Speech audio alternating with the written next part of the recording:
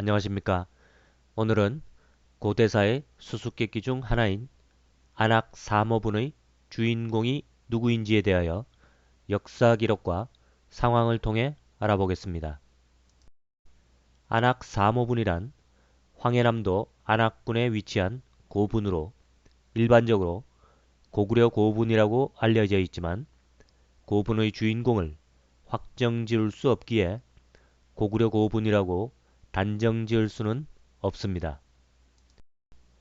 이 고분에는 벽화에 쓰인 묵서, 즉 먹으로 쓴 명문이 있는데 무덤의 주인공을 짐작할 수 있게 하는 단서가 되기에 많은 학자들이 이를 토대로 피장자를 밝히고자 하였습니다. 먼저 그 묵서를 소개하겠습니다.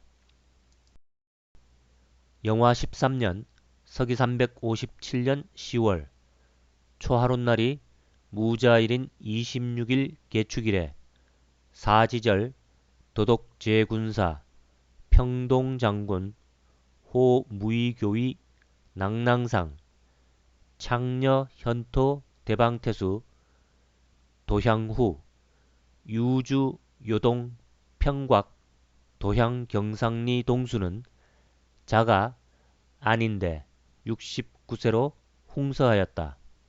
안악사모분 묵서명의 내용입니다. 묵서의 내용은 동수라는 인물에 대한 것입니다. 하지만 이 동수가 무덤의 주인공은 아닙니다. 동수는 벽화에 그려진 두 명의 장하독 중 하나로 무덤 주인공 부부의 방 입구를 지키는 신하입니다.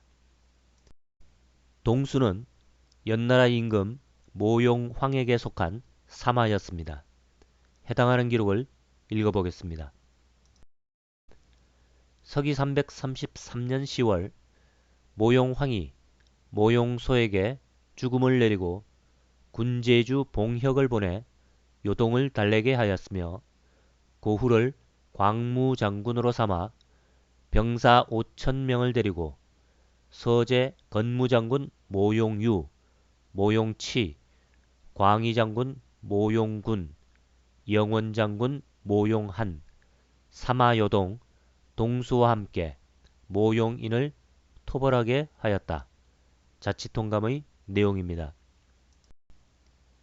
자치통감에는 비록 동수에 대한 한자가 다르게 쓰였지만 전반적인 상황과 내용을 검토하면 묵서의 동수와 자치통감의 동수는 동일한 인물입니다. 계속해서 기록을 읽어보겠습니다. 모용인과 문성의 북쪽에서 전투를 벌였으나 모용황의 군대가 대패하여 모용유, 모용치, 모용군은 모두 모용인에게 사로잡혔다. 동수는 이전에 모용인의 사마였었기에 결국 모용인에게 항복하였다. 전 대농 손기 등은 요동성을 바쳐 모용인에 화답하였다. 봉혁은 들어가지 못하였고 모용한과 함께 모두 돌아왔다. 동의교의, 봉추, 호군, 평원, 을일, 요동상, 태원, 한교는 모두 성을 버리고 달아났다. 자치통감의 내용입니다. 모용황과 모용인이 싸울 때 모용황의 사마였던 동수는 모용인에게 항복하고 다시 그의 사마가 되는데 본래 동수는 모용인의 사마였었다고 합니다. 즉 모용황이 연나라의 황제가 되자 어쩔 수 없이 그에게 속했다가 다시 제자리를 찾아간 것입니다. 계속해서 기록을 읽어보겠습니다. 을미일 서기 336년 2월 3일 모용인이 전군을 성의 서북쪽에 배치하였다. 모용군이 인솔부대를 이끌고 모용황에게 항복하자 모용인의 무리가 기세가 꺾여 동요하니 모용황이 이를 틈타 공격하여 대파하였다. 모용인은 달아났으나 장하들이 모두 배반하여 그를 사로잡았다. 모용황은 먼저 배반한 장하들을 참수한 후에 모용인에게 목숨을 끊게 하였다. 정형, 유의, 손기 등은 모두 모용인의 신임을 얻어 기용되었기에 모용황이 붙잡아 참수하였고 왕빙은 자살하였다. 모용유, 모용치, 동수, 곽충, 적해, 방감은 모두 동쪽으로 달아났으나 모용유는 도중에 돌아왔다. 모용황의 병사들이 추격하여 적해와 방감을 참수하였으나 동수와 곽충은 고구려로 달아났다. 나머지 모용인에게 속아 잘못된 자들은 모용황이 모두 용서하였다. 자치통감의 내용입니다. 서기 336년에 모용인은 모용황에게 패하여 죽게 되었으며 모용인의 휘하에 있던 많은 이들이 달아나게 되는데 동수와 곽충이 고구려로 귀순하게 됩니다. 이에 대한 내용을 삼국사기는 기록하지 않았지만 박창화 필사본에는 기록되어 있습니다. 기록을 읽어보겠습니다. 서기 336년 1월 모용황이 창녀에서 동쪽으로 얼어붙은 호타를 건너 군사를 몰아 평곽에서 동생 모용인을 습격하여 살해하였다. 동수와 곽충은 유벽에게로 도망쳐 왔다. 박창화 필사본 고국 원제기의 내용입니다. 동수와 곽충이 유벽에게로 도망쳐 왔다고 하였는데 유벽은 당시 고구려 평곽태수였습니다. 즉 당시 평곽은 모용인과 고구려가 나누어 가진 지역인 것이고 모용황이 모용인의 평곽을 습격하자 동수와 곽충은 고구려의 평곽으로 도망간 것입니다. 이에 대한 기록을 읽어보겠습니다. 서기 334년 작년 5월에 모용외가 죽자 아들 모용황이 즉위하였는데 그 형 모용한의 철을 빼앗자 모용한은 요서 단씨에게로 도망갔다. 이때에 이르러 단씨의 동생 단단과 함께 모용황을 공격하니 모용황이 동생 모용한을 보내 막았으나 대패하였다. 안평태수 조문이 그 허를 틈타 평곽을 습격하여 빼앗았다. 요동태수 모용인이 사신을 보내 화해를 청하기에 허락하였다. 모용인은 형 모용황과 사이가 멀어지자 반란을 일으키고자 하였다. 왕께서 유벽을 평곽태수로 삼아 모용인과 서로 혼인을 통해 모용황을 처리하고자 하였다. 박창화 필사본 고국 원왕기의 내용입니다. 고구려는 혼인 동맹을 통해 모용인을 지원하고 모용황을 처리하고자 하였던 것이며 평곽을 장악하였으나 다시 그 일부를 모용인에게 내어주었던 것입니다. 동수와 곽충의 망명을 받아준 것도 모두 이러한 배경이 있었기 때문입니다. 서기 336년 이후 역사에서 사라진 동수가 황해남도 안악군의 무덤에 다시 등장합니다. 이 이동 과정은 앞서 영상에 언급된 모용진의 이동 과정과 흡사합니다. 이로써 미루어 보면 연나라 출신들이 상당수 한반도 평양 인근으로 이동하였음을 알 수 있습니다.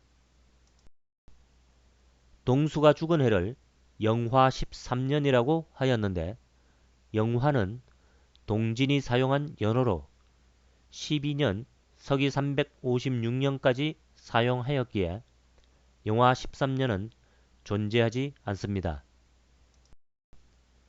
그런데 묵서에서 기록한 초하룻날이 무자일인 10월은 서기 357년에 해당합니다. 즉 영화 13년은 존재하지 않지만 실질적으로 영화 12년의 다음 해인 서기 357년이 동수가 죽은 해인 것은 틀림없습니다. 그렇다면 이들은 왜 존재하지 않은 영화 13년을 사용하였을까? 이는 이들의 새로운 정착지인 안악이 동진과의 교류가 없었으며 또한 새로운 소식을 즉시 전달받지 못하는 지형적 위치 때문입니다. 다시 말해 이들은 비록 동진을 천자국으로 따르고자 하였지만 지리적 한계로 인하여 동진의 연호가 영화에서 승평으로 바뀐 사실을 즉시 접하지 못하였기 때문입니다. 앞서 설명한 덕흥리 고분의 경우 영락이라는 고구려 광개토왕의 연호를 사용하였지만 이들이 동진의 연호를 사용하였음은 고구려와는 독립적으로 존재하였음을 말하는 것입니다. 안악 사모분에는 두 명의 장하독 그림이 존재합니다. 동수와 곽충이 고구려로 탈출하던 기록을 다시 한번 읽어보겠습니다. 서기 336년 모용유, 모용치, 동수, 곽충, 적해, 방감은 모두 동쪽으로 달아났으나 모용유는 도중에 돌아왔다. 모용황의 병사들이 추격하여 적해와 방감을 참수하였으나 동수와 곽충은 고구려로 달아났다. 자치통감의 내용입니다.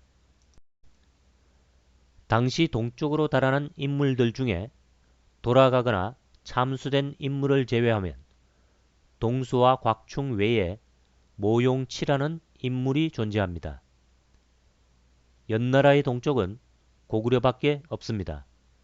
즉 모용치라는 인물 역시 고구려로 들어온 것으로 보아야 합니다. 그리고 모용시를 사용하였으니 모용치는 연나라 황족입니다. 무덤 속에는 무덤의 주인공 부부를 지키는 두 명의 장하독이 있습니다. 한 명은 묵서로 동수라는 것이 밝혀졌고 다른 한 명은 묵서가 희미하여 그 이름을 확인할 수는 없으나 앞서의 기록을 살펴보면 그가 동수와 함께 고구려로 탈출하였던 곽충일 가능성이 짙습니다. 그리고 이들이 모시는 무덤의 주인공은 이들과 함께 동쪽으로 탈출한 연나라의 황족 모용치 부부일 가능성이 짙습니다. 현재까지 이 안악 사모분의 피장자에 대해서는 첫째, 동수의 묘라는 설과 둘째, 고국 원왕릉이라는 설, 셋째, 미천왕릉이라는 설이 있습니다. 먼저 동수의 묘라는 설은 그가 피장자 부부를 지키는 장하독에 불과하였다는 것이 이미 증명되었기에 동수의 묘라는 설은 성립될 수 없습니다. 다음으로 고국 원왕릉 혹은 미천왕릉이라는 주장은 소위 이 지역이 학계에서 주장하는 대방의 땅인데 무덤이 조성되던 즈음에 이 대방의 땅은 연나라가 지배하던 땅이었습니다. 즉 서기 354년에 모용황은 모용온을 대방왕으로 임명하였으며 서기 385년에도 모용좌가 대방왕으로 존재하였으니 고구려 임금인 고국 원왕이나 미천왕의 무덤이 그곳에 존재한다는 것은 있을 수 없는 일입니다. 따라서 앞서 증명한 바와 같이 안악 사모분의 주인공은 동수와 곽충이 모신 모용치 부부일 가능성이 짙습니다. 오늘은 여기까지 하겠습니다. 감사합니다.